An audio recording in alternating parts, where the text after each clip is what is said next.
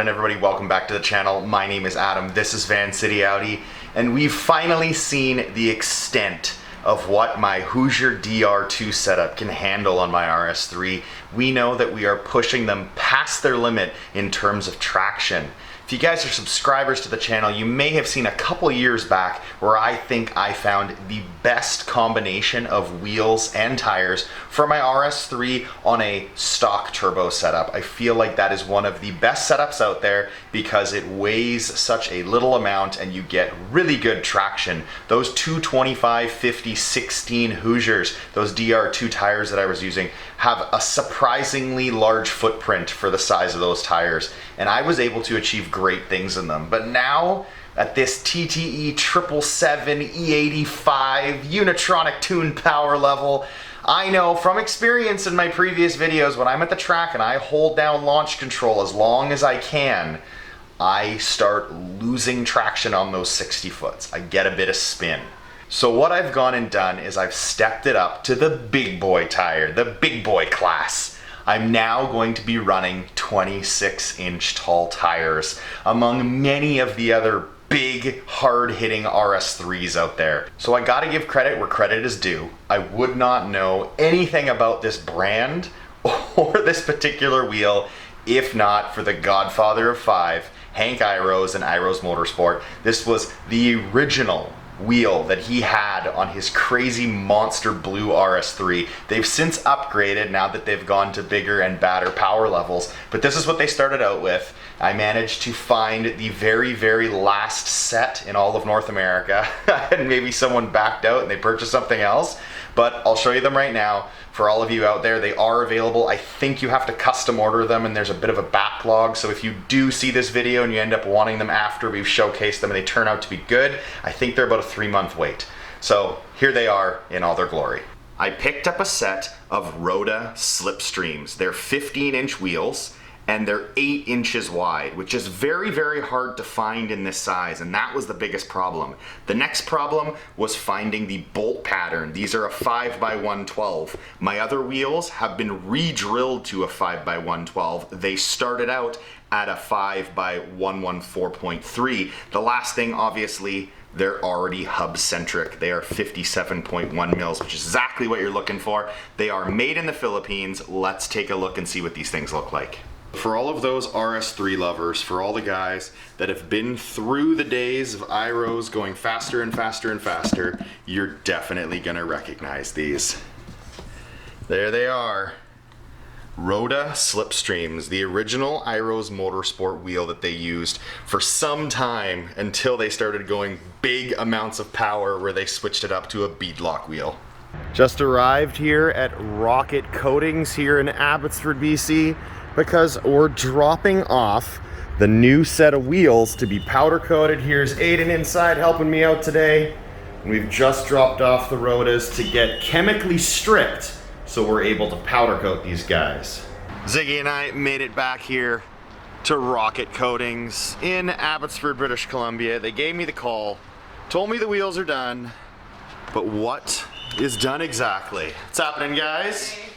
Over here, what do we have done? They have been chemically stripped as well as sandblasted. So now they're ready to be powder coated. You can also get that stuff done here at Rocket Coatings, but because they are such small, tiny, dinky little wheels, we're gonna handle that at Rider Performance. So I've made it here to Rider Performance, brought the wheels along. We're gonna be powder coating them here in his facility, and this is what I went for color. I pulled the people out there, they told me they wanted bronze, so what did I do? I went silver. I'm crazy like that. I don't like doing what the norm says that I should do. These wheels look super, super well cleaned. I'm very, very impressed with what Rocket Coatings was able to do. Now to let Kyle do his handiwork, get this silver on them, and see what they look like once they've been powder coated. So I've arrived back at Rider Performance to check out these badass powder coated wheels now that he's covered them in silver. And upon doing so, I have noticed quite a few imperfections in these Rhoda wheels. You definitely get what you pay for. These are very, very inexpensive wheels made in the Philippines, and I'll show you the chunks missing out of the cast. You can really see them because when Rocket Coating stripped them, you didn't really notice as much, but now that Kyle has beautified them with this amazing silver powder coat, every little imperfection is showing. So we'll start off on one of the better ones. This one came out amazingly well. It is exactly the way I envisioned it. And then we carry on to wheel number 2, and we notice that there's a frigging chunk missing out of the wheel. So that must have been filled and then blown off when they sandblasted it at Rocket Coatings. Then we move over to this one, the worst example out of the 4. Look at that. Looks like it's just missing right out of the wheel. Kyle filled it as best he could with extra powder coat. There's another imperfection there. There's a little ding over here. This is when we had it originally and it was all black. You didn't notice any of this stuff. You can see another one there, but that's what ended up happening just from stripping them, spraying them, finishing them nice. Every imperfection shows now, but you get what you pay for. I knew these were cheap wheels. I am just very, very ecstatic about the way they turned out. So now the wheels are done. Now I am waiting for the tires. When the tires arrive, I'll show you what those look like, the specs of the tires, and then we'll take them to KX Wheels, get them all mounted and balanced and ready for drag racing. Well guys, a few more days have passed and finally my tires have arrived. My brand new drag slicks. The very first set of slicks I will have ever owned and ever used, and here they are. Here they are in all their glory, my brand new Hoosier drag slicks. I picked up 26-inch tall tires, 8 inches wide, 15-inch wheels. This is going to look friggin' beefy as hell. It's gonna take up the entire wheel well on my RS3. I'm gonna have a much taller tire now, but I'm hoping that that translates into some quicker times. These are significantly wider, and once we've aired them up, these things are going to look meaty.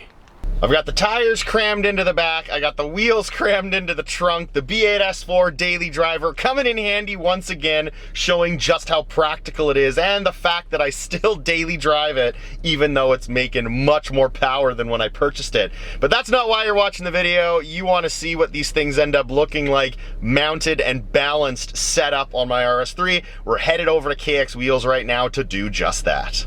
All right, we've arrived at KX Wheels. We're inside the shop. We've brought the wheels, we've brought the tires. Here they are, ready to be mounted and balanced.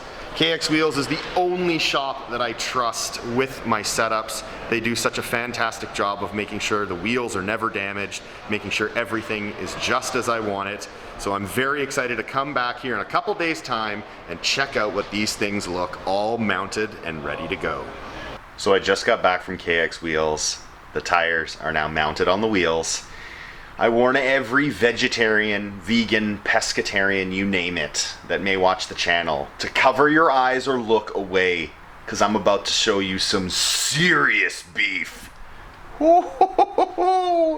Look at these things, 26 inches tall, 8 inches wide, 15-inch wheels, all mounted up and ready to rock and roll. Some serious meat. Very, very cool. I've never owned a drag slick before, so forgive my enthusiasm. So what we're gonna do now that we're back home is I'm gonna actually grab my old set of Hoosiers, the 16-inch setup, and I'm gonna put those on a scale. Then I'm gonna toss the new 15s on the scale, and we're going to compare the old versus the new to see if all of my research actually paid off. Run-of-the-mill bathroom scale, nothing fancy here, just to get an idea of what these things weigh. First, we're gonna put the radials on. 34.6 pounds for the 16-inch Hoosier DR2 setup. Now that we have the weight of the 16-inch, let's find out what the 15-inch weighs. 32.8 pounds. 32.8 for the 15-inch drag slick.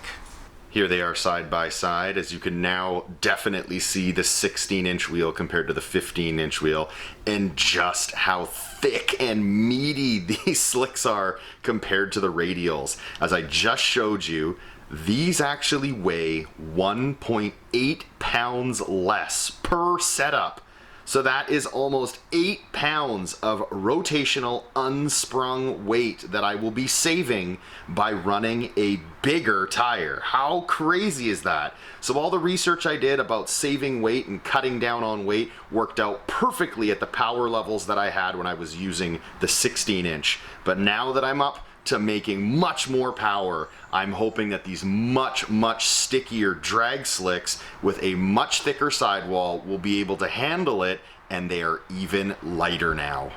So what do you think, guys? Much thicker sidewall, 1.8 pounds lighter per corner, and a drag slick compound versus a drag radial compound is much stickier once you get it to temp.